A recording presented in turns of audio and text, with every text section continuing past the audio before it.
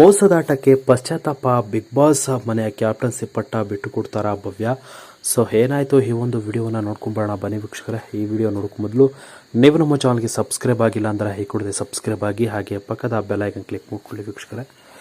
Big Boss season 11 ಈ ವಾರದ ಕೊನೆಯಲ್ಲಿ ಮತ್ತೊಂದು ತಿರುವು ಪಡೆದುಕೊಂಡಿದೆ. ಕಳೆದ ವಾರದ ಕ್ಯಾಪ್ಟನ್ಸಿ ಟಾಸ್ಕ್ನಲ್ಲಿ ಆದ ಎಡವಟ್ಟು ಇನ್ನು ಬಿಗ್ ಬಾಸ್ ಮನೆಯಲ್ಲಿ ರಿಂಗ್ ಎಣಿಸುತ್ತಿದೆ. ಭವ್ಯ ಅವರಿಗೆ ತಮ್ಮ ತಪ್ಪಿನ ಅರಿವಾಗಿದ್ದು ಆದ ಎಡವಟ್ಟಿಗೆ ಪಶ್ಚಾತ್ತಾಪ ಮಾಡಿಕೊಳ್ಳುವ ಮಾತನಾಡಿದ್ದಾರೆ.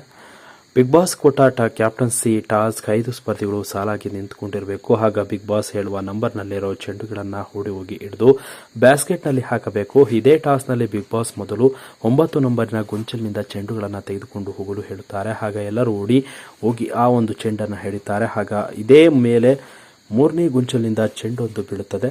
ಆದರೆ ಇದನ್ನು ಇಬ್ಬರು ಉಸ್ತುವಾರಿಗಳು ಗಮನಕ್ಕೆ ಬರೋದಿಲ್ಲ. ಆ ಕೂಡಲೇ ಭವ್ಯ ಈ ಚೆಂಡನ್ನು ಎತ್ತಿಕೊಂಡು ಬುಟ್ಟಿಗೆ ಹಾಕ್ತಾರೆ. ಆಗ ಅದೇ ಬಾಲ್ ಬುಟ್ಟಿಗೆ ಬೀಳುತ್ತದೆ.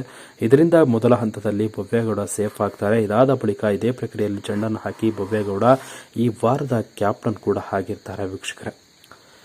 ಇನ್ನು ಭವ್ಯಗೌಡ ಮೋಸದ ಆಟದ ಬಗ್ಗೆ ವೀಕೆಂಡ್ನಲ್ಲಿ ಕಿಚ್ಚ ಸುದೀಪ್ ಪ್ರಸ್ತಾಪವನ್ನು ಮಾಡಿದ್ದಾರೆ. ಭವ್ಯಗೌಡ ಆಡಿದ ಮೋಸದ ಟಾಸ್ಕ್ ಬಗ್ಗೆ ಕಿಚ್ಚ ಸುದೀಪ್ ಇಂದಿನ ಎಪಿಸೋಡ್ನಲ್ಲಿ ಕ್ಲಾಸ್ ತೆಗೆದುಕೊಂಡಿದ್ರು.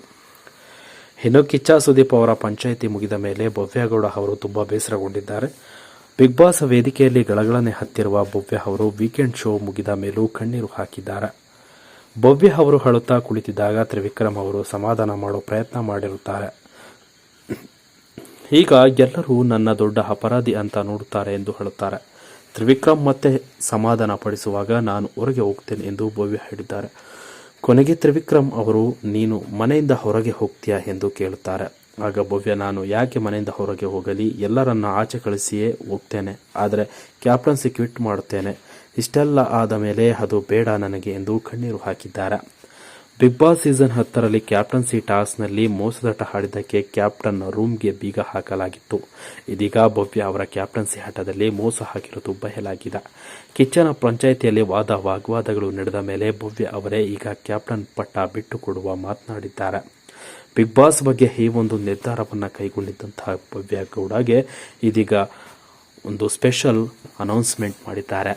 ಹೌದು, ಕಿಚ್ಚ ಸುದೀಪ್ ಅವರು ಹನುಮನ ನಿಯತ್ತಿನ ಆಟಕ್ಕೆ ಇದೀಗ ಮೆಚ್ಚುಗೆಯ ಮಹಾಪೂರವೇ ಹರಿದು ಬಂದಿದ್ದು, ಗೋಲ್ಡನ್ ಸ್ಟಾರ್ಗಳನ್ನು ಪಡೆದುಕೊಂಡ ಹನುಮಂತನಿಗೆ ಇದೀಗ ಭವ್ಯಗೌಡ ಅವರು ಕ್ಯಾಪ್ಟನ್ಸಿ ಪಟ್ಟವನ್ನು ಬಿಟ್ಟು ಹನುಮನಿಗೆ ಕಿತ್ತು ಕೊಟ್ಟಿದ್ದಾರೆ. ಕಿಚ್ಚ ಸುದೀಪ್ ಇವರ ಒಳ್ಳೆಯತನಕ್ಕೆ ಎಲ್ಲರೂ ಕೂಡ ಖುಷಿಯನ್ನು ವ್ಯಕ್ತಪಡಿಸಿದ್ದಾರೆ. ಇದರ ಬಗ್ಗೆ ನಿಮ್ಮ ಅನಿಸಿಕೆಗಳನ್ನು ತಿಳಿಸಿ ಅಂತ ಹೇಳ್ತಾ ವಿಡಿಯೋನ ಮುಗಿಸ್ತಾ ಇದ್ದೀನಿ. Thank you.